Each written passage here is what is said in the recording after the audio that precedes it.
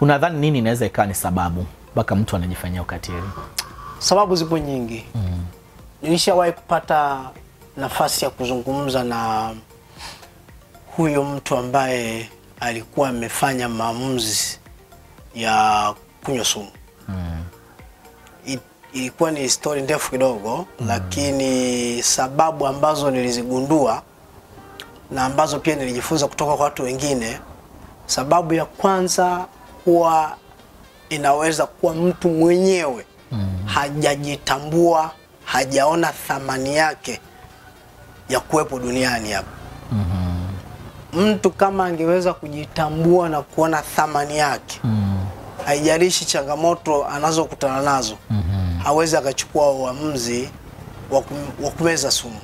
Hawezi kuchukua uamuzi wa kujikatili mwenyewe. Hawezi kuchukua uamuzi huo. Lakini jambo la pili, mfano kuna watu wanaishi katika maisha kila jaribu kuna watu wengi wamesoma lakini kazi hamna. Wamekuwa na changamoto nyingi na msongo mkubwa wa mawazo. Kiasi kwamba yeye mwenyewe anaamua kujikatili kwa kuchukua uamuzi wowote ule ambao si chanya. Uamuzi ambao ni angamivu. Lakini laiti kama angejitambua yeye mwenyewe pamoja na changamoto hiyo, akazungumza na watu, asingechukua hatua ya kujikatili yeye mwenyewe. Ya, unajua nimeuliza swali hilo kwa sababu nilikuwa naangalia ambapo watu wengine wakati fulani na hii napenda pia nizungumza nikiwa naangalia vizuri wewe msikilizaji au mtazamaji.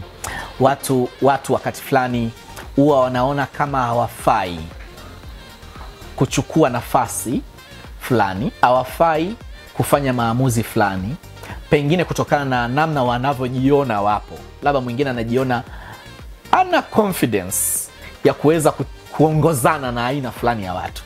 Hawezi kusimama na kuzungumza na aina fulani ya watu. Hawezi kwenye kikao cha aina fulani kusimama na kutoa hoja kwa sababu anajirudisha nyuma, anajiona kama mimi pengine hili eneo labda sifai, labda mimi ni masikini, labda mimi mwili wangu hauko sawa. Wengine wanajua anachukia mpaka mwili wake. Labda mimi najiona nimetoka katika familia ambayo sio nzuri sana, ni masikini na vitu kama hivyo. Na wengine kutokana na hii inampelekea kama nilivyozungumzia kuhusu msongo wa mawazo, inapelekea wakati fulani anaweza akadhuru hata maisha yake kwa sababu anaona nipo wa kazi gani sasa hapa katika dunia. Anaona bora nichukue sumu ninywe. Labda hapa duniani sio mahali ambapo nahitaji kuwepo.